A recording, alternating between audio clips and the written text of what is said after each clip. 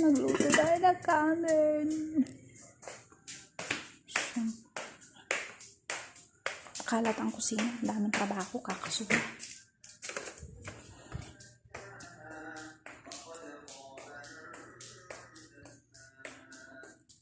Bakit parang ano yung camera ko? Gano siya? Hindi siya malinaw. Ayan. Labas muna tayo. Bukas pala to. Oh, mainit-init na siya. Wow. Kanina umulan.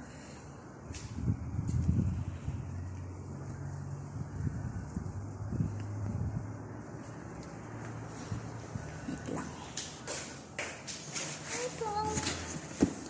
Yan yung flower na hinawakan ko. Nag-photo shoot kunyari.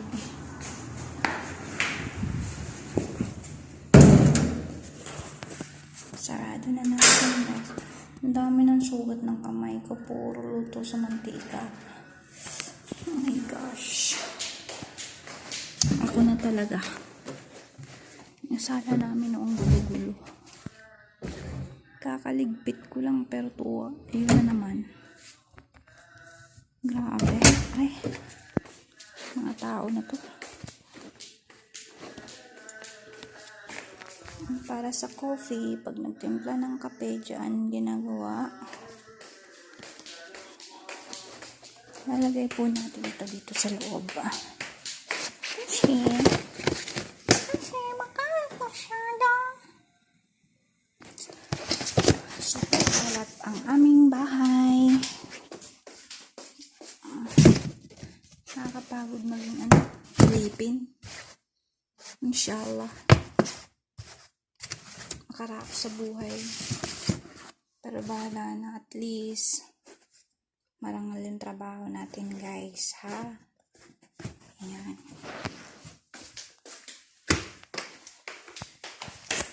Mahirap yung may pira ka nga, pero galing naman sa ano. Luto ka na ba? Mukhang hindi pa yata naluto to. Maya konti.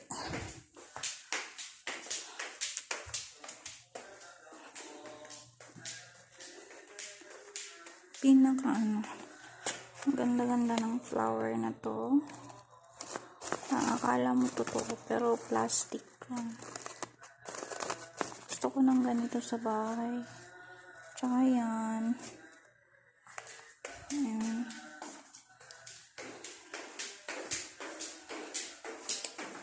Muna ako sa labas. Ayan. Ikot muna tayo. Nandito yung alaga akong lalaki. Dito yung kanyang laruan. Ayan. Yan yung kanyang laruan. Ayan yung service na ginagamit ng amo ko sa pag sa tuwing papasok siya sa trabaho dati. Well, ngayon, wala na po siyang work. Nag-retire na siya. Retire na din yung sasakyan na siya.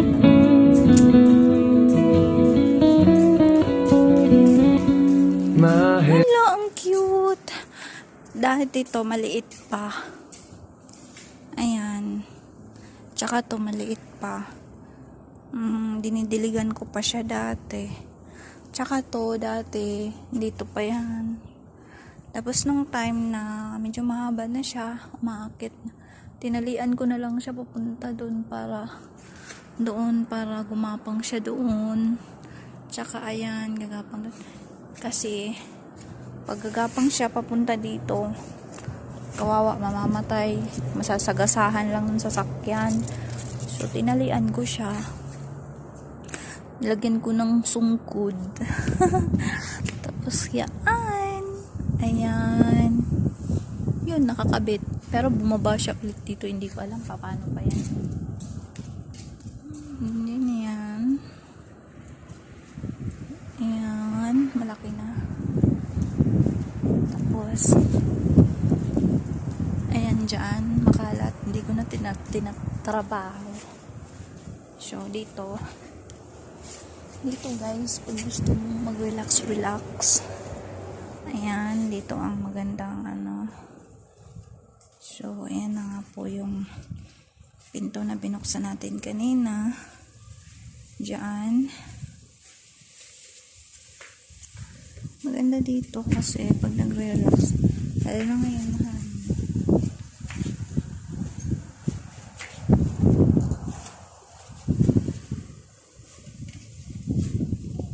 So, pag wala akong trabaho, ito lang ako. Magduduyan-duyan. Ayan na nga, nakaka-relax dito, lalo na mahangin. Yung bumbilang hawak, ang laki-laki na, oh. Yun na yung flower niya sa taas. Ayan, kung nakikita nyo guys. Tsaka yung doon po, oh, kasi laki na siya ng puno ng kahoy. Ang kahoy na yan, tawag ng ipil-ipil ba yan? Yun man yata yun. Basta, nakalimutan ko na as in.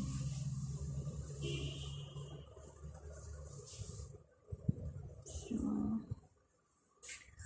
wait lang.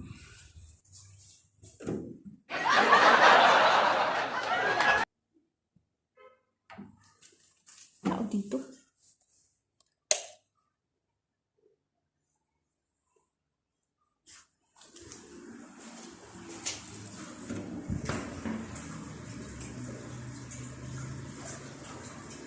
Tao dito. Ganyan.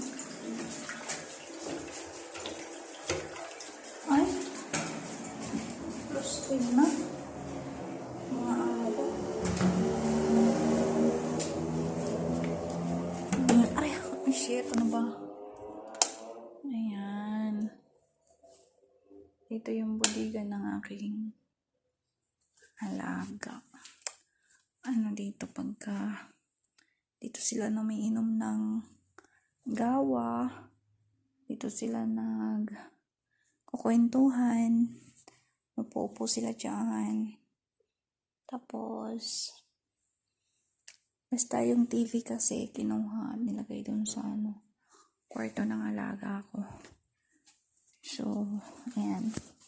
Magulo dito pagka nag-Ramadan lang, inaayos ko to dito, nililinis ko. Ang ganda ng wall niya. Kasi at saka yun, oh. Gustong gusto ko yung wall niya. Ayan. O, diba? So, ayan. Pag ito naman, pinailang mo. Pag ito naman, pinailang mo, ganyan. So, ayan. Ang ganda, diba? Gusto kong pagawa ng ganito sa Pilipinas. Soon. Kaawaan ng Panginoon. Charot. O, ayan. So, pinatay na natin, guys. Ano po tayo kanina?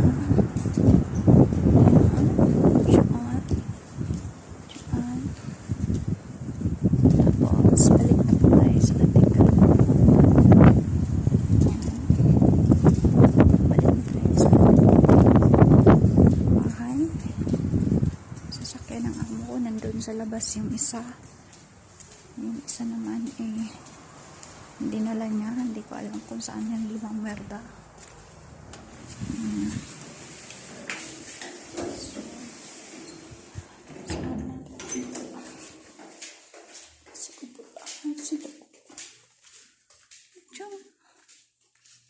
Andiyan. Ayan. So, dito pa tayo sa ating kusina.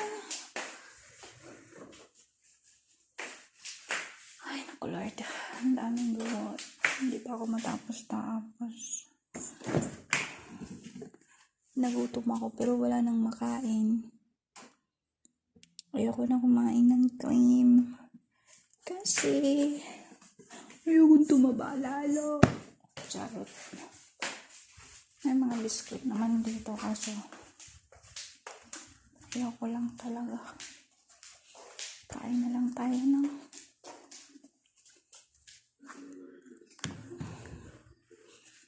orange.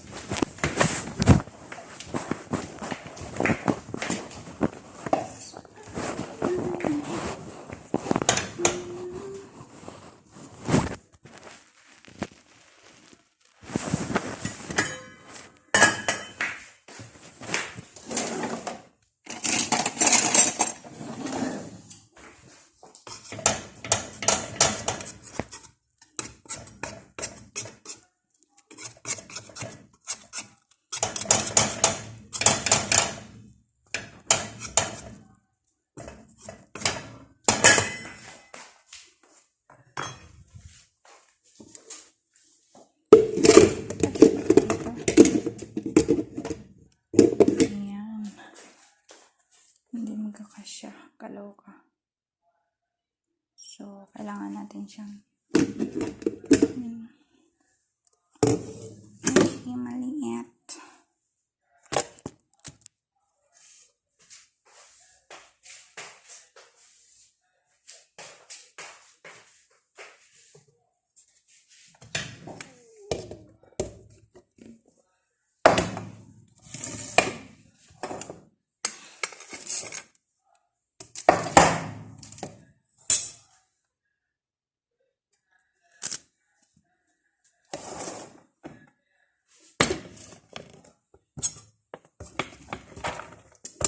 Kaloka naman.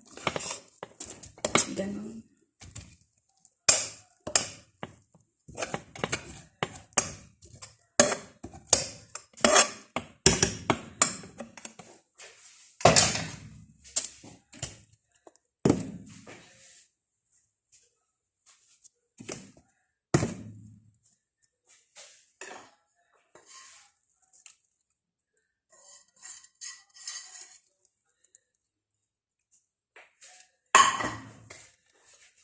So, yan na nga po guys.